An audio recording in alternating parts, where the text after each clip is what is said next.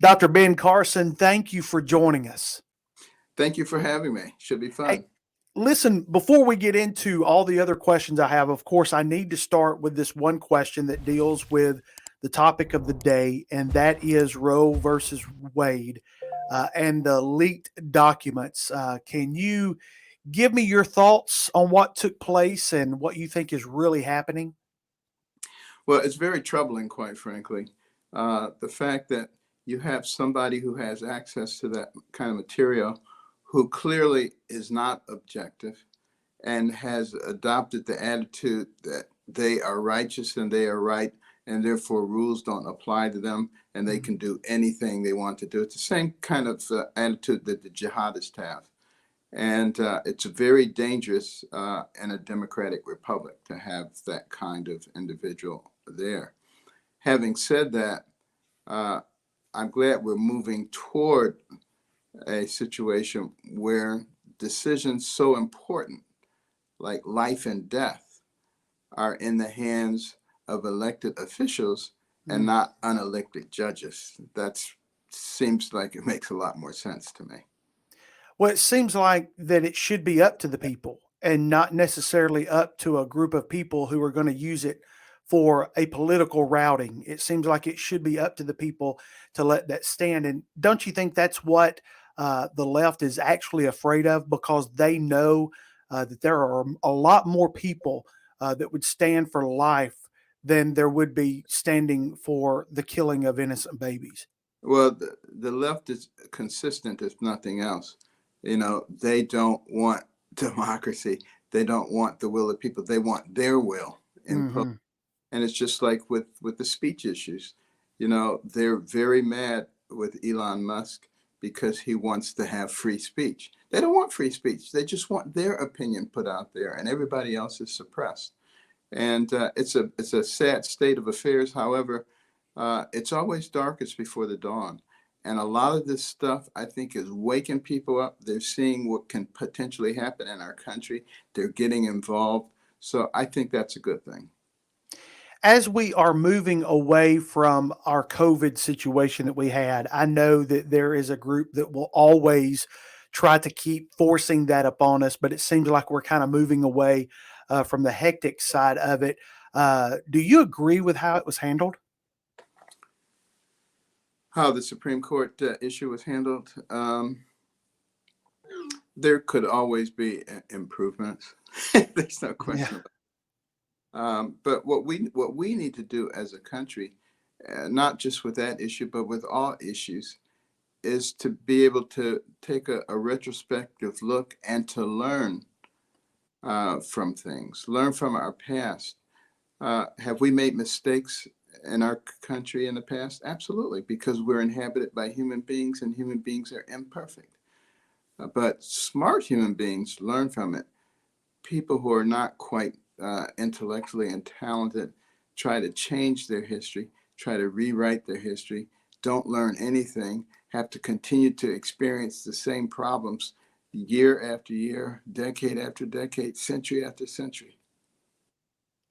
Of course, you have been that candidate. You have had um, your feel of political correctness, and you've had your feel of being in that limelight of running for public office. Is there more going on here than what meets the eye of the public? There's a lot more going on. We're in a situation now that we've not really been in before. Uh, we've had Democrats and Republicans for a long time. They've had disagreements for a long time, but the disagreements were really more based on how to accomplish something. They had general agreement of what they were trying to accomplish. Now you don't have that anymore. Now you have a group that believes in America, believes in our founding principles and our documents and the way that we've done things. And you have a group who want to fundamentally change us to a government centric process and put the rights and the independence of the people aside. Do you think that America is too far gone, or do you think we still have hope that we can turn this thing around? I totally think we can turn it around. I'm encouraged as I travel around the country. I'm on the road more than I am home. Uh, and I see so many parents, for instance, involved in school boards now, running for school board, people running for city council, people getting involved at the grassroots level. That's what's going to make the difference. Over the past decades, a lot of the good people just kind of sat on the sideline, and this gave a perfect opportunity for those who want to fundamentally change our nation to insinuate themselves into decision making positions. And now they're trying to take advantage of that. Uh, Fortunately for us, they're not smart enough to realize that if they go too fast, people will recognize them. And people have recognized them for what they are. And I think, yeah, that's what they're afraid of most of all. We are talking to Dr. Ben Carson. He's the author of the new book, Created Equal: The Painful Past, Confusing Present, and Hopeful Future of Race in America. We're going to talk about the book here in just a moment.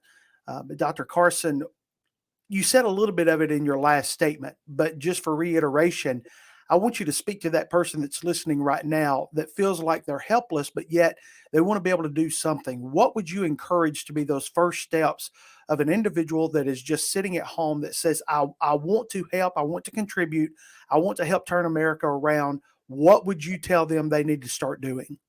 Great question. What they need to do is recognize that they are a very important part of the system because they have a vote. And they need to inform themselves of who those people are who are running for public office. See, what most people do, they go into the voting booth, they look for the name that looks familiar. It could be Mhm. Satan. Oh, yeah, I know that one. In many cases, it is. Yeah. So, what they really need to do is inform themselves of who those people are, what those people stand for. Is that really consistent with your value system? If everybody started doing that, we would clean this mess up pretty quickly. And can also get you to interject about the fact that we shouldn't take the media's viewpoint of an individual, but actually dig in and find out the real person that we are trying to put into office. Absolutely, that's so important. And the press is the only business that's protected by the Constitution. Why? Because they were supposed to disseminate unbiased information to the populace so that the country could be run on the will of the people. But they have now gone so far as to put their thumb on the scale to try to move things in the direction that they feel is right. And people are starting to recognize them for what they are. So is that ever going to change? It has to change. Every time I see a young reporter, I talk to them about the responsibility of responsible journalism. And I said, you can be on the leading edge. You don't have to be a follower of those who are trying to distort the system. That is so good. So much division. Would you agree that there are those in leadership positions? Um, it is their main goal to keep us divided. Yeah, absolutely. The only way they can succeed is to divide us. The United States of America is a very strong country, too strong to be brought down by Russia or China, or North Korea, Iran, or any outside force, but we can be destroyed from inside. Jesus said it, it was re echoed by Abraham Lincoln. A house divided against itself cannot stand, will never stand. And what we have to recognize as the American people is that there are forces of division and hatred that are working very hard to divide us on the basis of race, gender, age, income, religion, political affiliation, you name it, drive those wedges of division in to be able to control these people. And that's not who we are. Mm. That's not what America is all about. And at American Cornerstone, we seize upon the principles that made America great: faith, liberty, community, and life. Yes. And those are the things that we really need to emphasize. Those are the things that made us strong. Those are the things that allowed us to go from a bunch of ragtag militiamen to the pinnacle of the world in record time. It was no coincidence. And we shouldn't throw away those kinds of principles. Dr. Ben Carson, the author of Created Equal: The Painful Past, Confusing Present, and Hopeful Future of Race in America. Dr. Carson, would I be going too far or overstepping my bounds to make this statement that there are minority groups in our country that are being played and they don't even realize it? No, you wouldn't be going too far at all. That's the modus operandus of those who want to fundamentally change our nation. And people have known about that forever. You know, Vladimir Lenin said that we cannot accomplish our goals of changing societies unless we enlist the useful idiots. Mm, Take people, they don't know what's going on. You just manipulate them like puppets, and it can be very effective. But I see a lot of people starting to wake up now. COVID did us a big favor.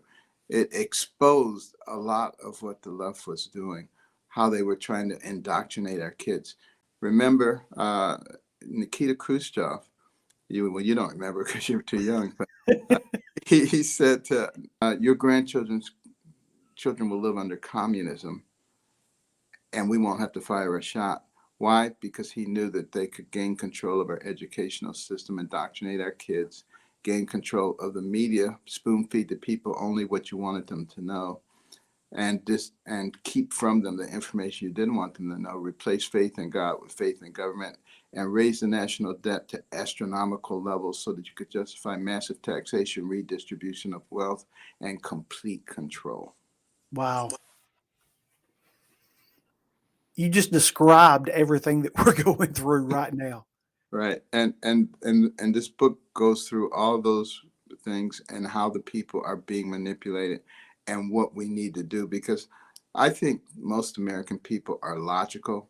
They just have to have the right information and Mm. they will move in the right direction very quickly. And that's why the left tries so hard to keep you from hearing the other side.